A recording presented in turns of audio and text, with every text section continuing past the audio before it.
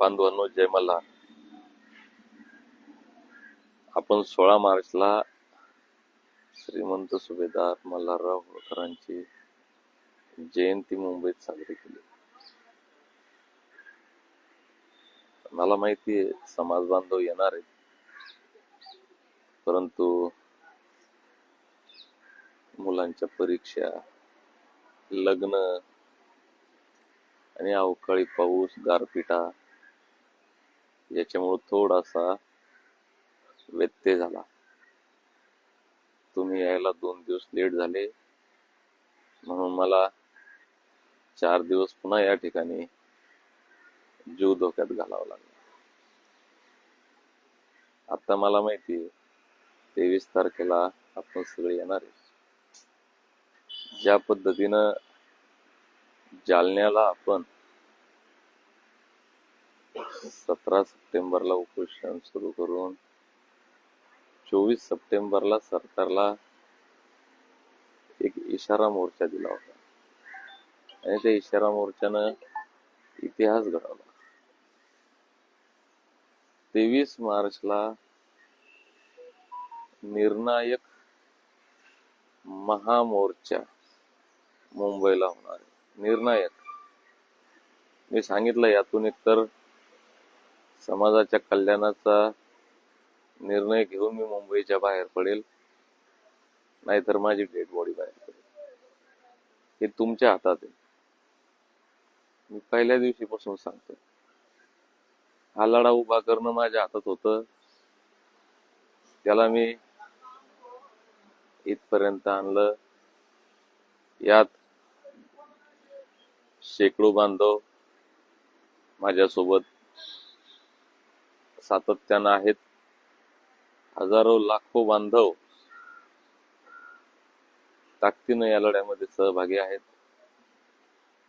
दुर्दैवानं 6 महिन्यापूर्वी जे षडयंत्र सुरू झालं होतं ते आजही काम करतंय. मी 15 मार्चला जालन्याहून निघताना सांगितलं होतं, हा जगन्नाथाचा रथ आहे. या रथाला पुढं ढकलण्यासाठी हात लावून पुण्यपत्रात पाडून घ्यायचं की या रथाच्या चाकाला खीळ घालून पापाचे भागीदार व्हायचं, हा ज्याचा त्याचा प्रश्न आहे. मला माहितीये मी प्रामाणिकपणे हा जगन्नाथाचा रथ पुढे घेऊन जाण्यासाठी काम करतोय. आणि ज्यांना ज्यांना माझ्यावर विश्वास आहे, ही सगळी लोक घरदार सोडून, आपला उद्योग व्यवसाय, लेकरं बाळ सोडून गेल्या 6 महिन्यापासून सातत्यानं या लढ्यात माझ्यासोबत आहेत. आताही आहेत. मी इथून विनंती केली लोकांना, जात नव्हतं कुणीच इथून. मी त्यांना विनंती केली की बाबांनो, जा घरी जा, 4 दिवस लेकरांमध्ये राहा आणि येण्याचं नियोजन करा. सोडायला तयार नव्हतं मला कोणी. कोणाची काहीच बेजारी नाही आणि बेजारी झाली तरी तक्रार नाही. अरे मी उपाशी इथं 16 दिवस उपोषण करतो, 6 दिवस उपोषण करतो. आणि जर कोणाची थोडीफार बेजारी झाली तर कोणाला वाईट थोडी वाटणार आहे. एखाद्याला खायला मिळालं नाही, झोपले इथं फुटपाथवर, इथं रस्त्यावर लोक झोपू राहिले, रस्त्यावर बसून जेवण करू राहिले, त्यांच्या मनात काहीच वेदना नाही. पण ज्यांना हे चांगलं दिसत नाही, घरी बसल्या बसल्या त्यांना वेदना होतात. म्हणून मी परत एकदा विनंती करतो, या जगन्नाथाच्या रथाला पुढं लुटून पुण्यकर्म मिळवायचं की या रथाला खीळ घालून पापाचे भागीदार व्हायचा, हा ज्याचा त्याचा विषय. मी अगदी निर्वाणीचा इशारा करतो, विनंती करतो. आपण 23 ला आलात तर काही निर्णय होईल, नाही आलात तर मला दोष देऊ नका. मला माहिती येणार आहे, 100% येणार आहे. धनगर किती आहेत, किती एकजूट आहे, हे 23 मार्चला दिसणार आहे. आता सर्वात महत्वाची सूचना, विनंती अशी आहे, जे बांधव आपल्या स्वतःच्या वाहनानं येणार आहेत त्यांनी सुरक्षित यावं.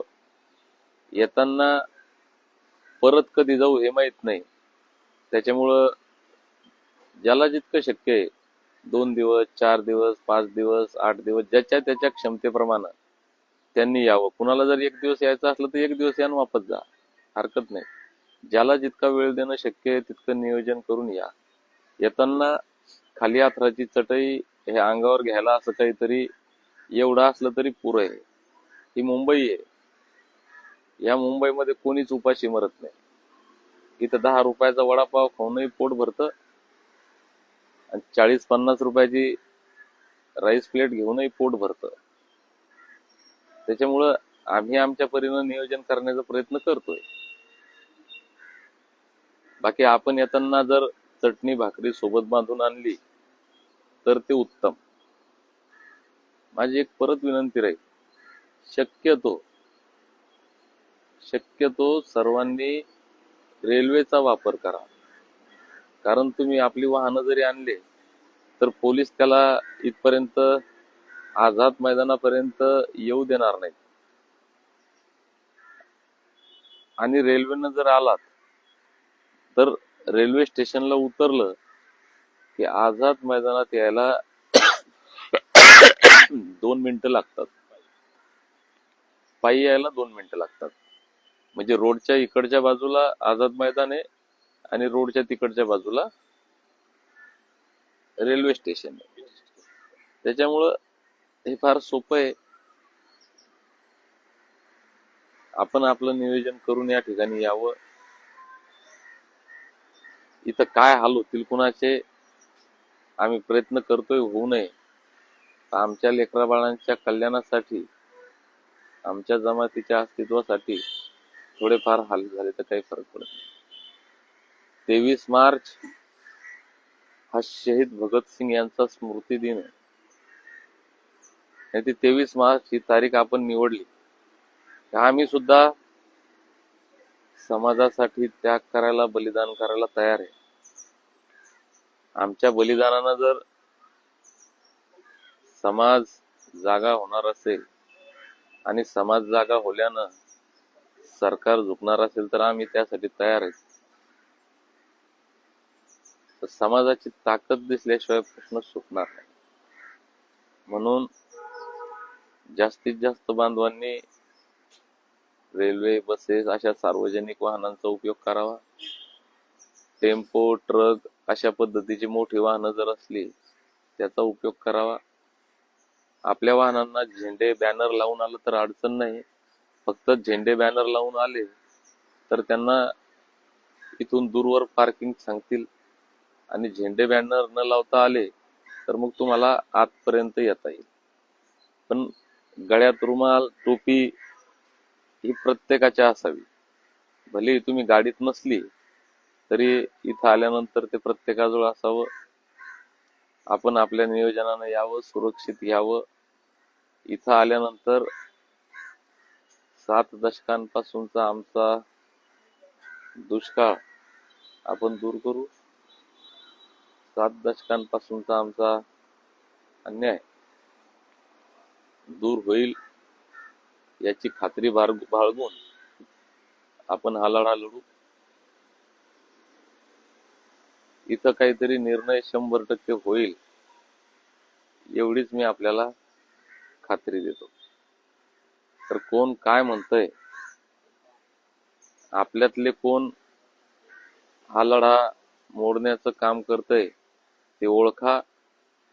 तुम्हाला जर असं वाटत असेल की मी प्रामाणिकपणे लढतोय, हा लढा जमातीच्या कल्याणाचा आहे, तर मग बांधवांनो घरी थांबू नका. ठीक आहे, 2, 4, 5 बाजूला पडल्यानं काही फरक नाही पडत. आणि ज्यांना आपल्यावर विश्वास नाही, या आंदोलनात शंका आहे, ज्यांना काड्या करायच्या त्यांनी नाही आलं तरी काही हरकत नाही. उलट काड्या करणाऱ्यांनी येऊ नये. तर काड्या करणारे इथं आले तर इथं काहीतरी काड्या करतील. त्याच्यामुळे काड्या करणाऱ्यांना विनंती आहे, बाबा घरी बसा पण गप बसा. बाकी सर्वसामान्य मायबाप जनता ज्यांना गरज आहे, ज्यांना स्वाभिमान आहे, त्यांनी यावं. तुम्ही येणार आहेत 23 तारखेला, म्हणूनच मी इथं रोडवर बसलो. आणि मला माहितीये की तुम्ही 23 तारखेला आले तर मलाही घेऊन जाल आणि आरक्षणही घेऊन जाल. त्याच्यामुळे या. जय मल्हार.